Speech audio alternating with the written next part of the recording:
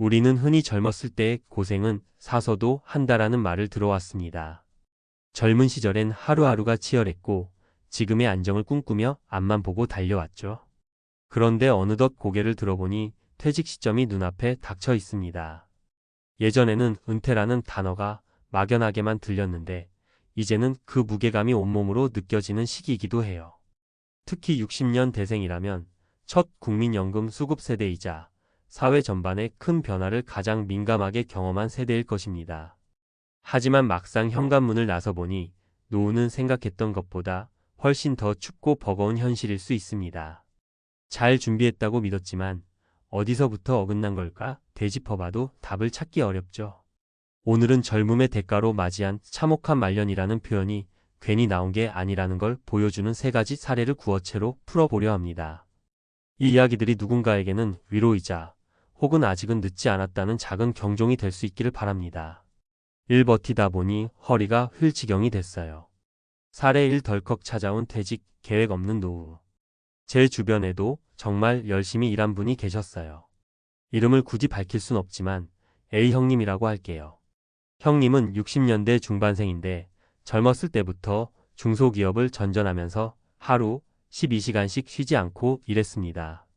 열심히 살다 보면 내 가족은 굶기지 않겠지라는 게 형님의 유일한 목표였어요. 그나마 다행이었던 건 형님은 국민연금을 꾸준히 부어왔습니다. 나중에 연금이라도 있으면 괜찮겠지 싶은 마음도 있었고요. 그런데 퇴직이 생각보다 빨리 찾아왔어요. 회사가 구조조정을 한다며 50대 후반부터 임금 피크제 운운하더니 결국 퇴사 권고를 받은 겁니다. 아직 정년이라고 부를 수도 없는 나이였는데 말이죠. 몸만 고생해온 나는 대체 뭘 해야 되나? 라는 고민이 형님을 찾아왔습니다. 막상 퇴직금과 연금만으로는 부족했습니다. 국민연금 수령 시기는 아직 조금 남아 있었고 퇴직금은 주택 대출 상환과 자녀 학자금으로 대부분 소진돼 버렸어요. 뭔가를 시작하고 싶어도 투자금이 없는데 어쩌겠어. 이렇게 생각하시던 형님은 결국 임금마트나 경비직 아르바이트를 전전하게 됐습니다. 형님이 가장 억울해하시는 부분은 내가 이렇게나 열심히 일했는데 노후에 일이 힘들 줄 몰랐다는 겁니다. 전에는 내가 준비를 못했구나라는 생각 자체를 하지 못했다고 해요. 한창 일할 때는 허리가 휠 정도로 노동했는데 이제는 퇴직 후 다시 허리가 휠 정도로 생계를 위해 몸을 써야 하니 참 허무한 거죠. 이 준비를 했는데도 계속 모자라요. 사례 2 부동산 투자, 적금, 연금 그럼에도 생기는 공백. B씨는 꽤 알뜰하게 살아오셨던 분이에요. 60년대 후반생으로 20대 때부터 적금 붓고 보험 들고 아이들 교육비도 미리미리 준비해 왔습니다. 부동산 경기도 놓치지 않으려 노후에 쓸 요량으로 작은 오피스텔 하나 투자하셨죠. 나는 다 계획이 있어. 남들이 한탕주의로 달려들 때도 난 튼튼한 길만 골라간다 하시던 분이었어요. 그렇게 준비만 하면 노후가 편할 줄 알았는데 실제로 접어보니 예상치 못한 문제가 한두 개가 아니었습니다.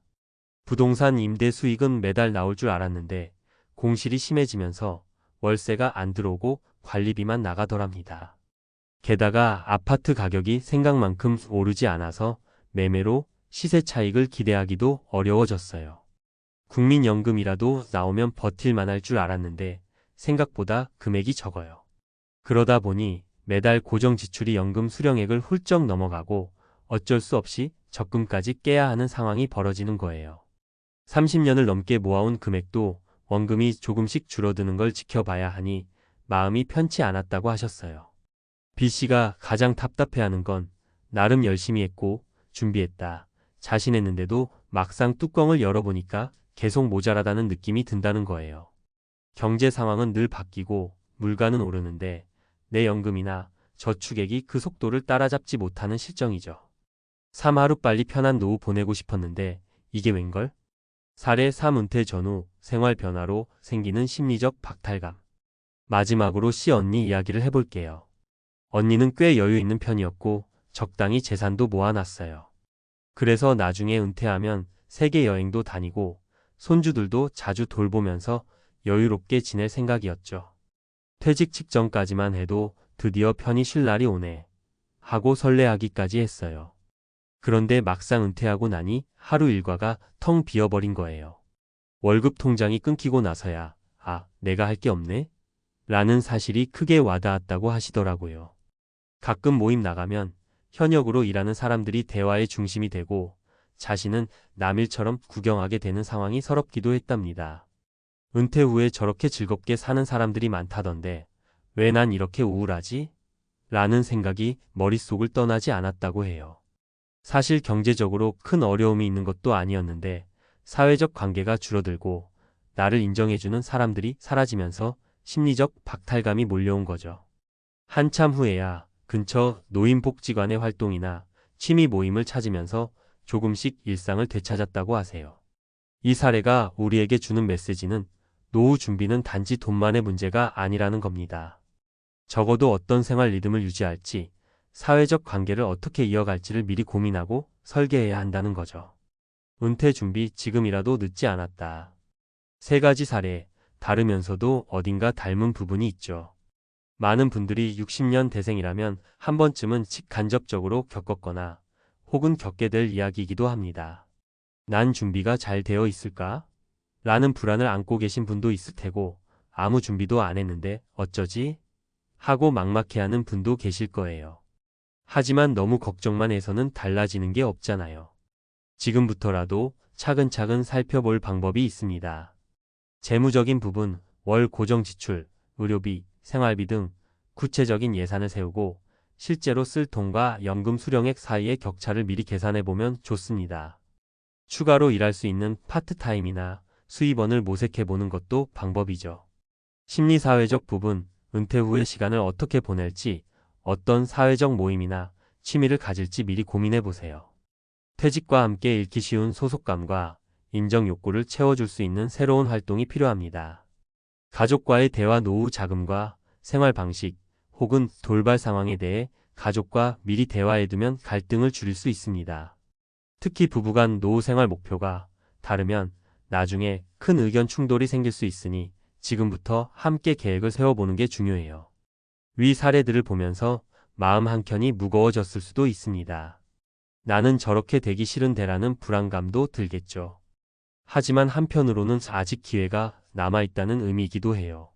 준비가 부족한 분이라면 지금이라도 소액이라도 쌓을 방법을 고민하거나 자산관리 전문가의 도움을 받아볼 수 있습니다. 이미 어느 정도 준비가 되어 있다고 생각하는 분도 혹시 놓치고 있는 부분은 없는지 다시 점검해 볼 필요가 있겠죠. 무엇보다 중요한 건 내 인생을 포기하거나 자책하는 데 시간을 허비하지 않는 겁니다. 바뀔 수 있는 부분, 지금이라도 당장 시작할 수 있는 작은 습관부터 바꿔보자고요. 그럼 언젠가는 참혹한 말년이 아니라 그래도 난 잘 버텼어 하고 웃을 수 있는 자신만의 노후 스토리가 완성될지도 모릅니다. 부디 그 길에 조금이나마 도움이 되길 바랍니다.